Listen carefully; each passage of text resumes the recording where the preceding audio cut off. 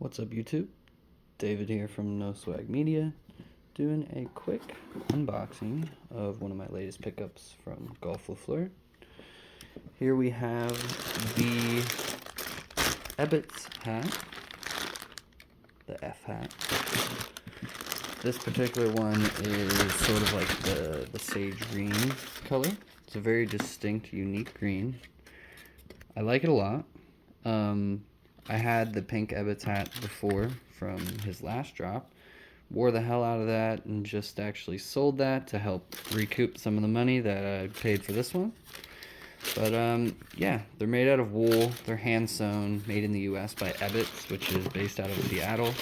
Ebbets specializes in like vintage, throwback, retro style ball caps and jerseys. As you can tell, these are fitted, so you have to know what your hat size is. These also fit a little bit smaller than like a new era. So usually I'm a 7.5, but I went a 7 5/8 for this because the pink one I got in a 7.5 did fit a little bit tight on my head. As you can see, made in the US here. You have the nice lining around, and these feature a very short brim. I'll show you on the floor here, next to like a standard new era cap, just how short that brim is. It's definitely a throwback to, I believe, the 30s style baseball caps. Some people are hesitant about trying to style this or how it's going to look on their head.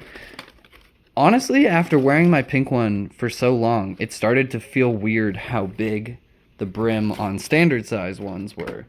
For some reason, this feels less obtrusive, less bulky, and I really am a fan of like the vintage baseball styling. I think old jerseys and old team hats, I think it's all really cool. So it's neat to see that Tyler is incorporating that with these guys. So yeah, if you order a hat, it does come in this box. Yeah, that's really all there is to say about this.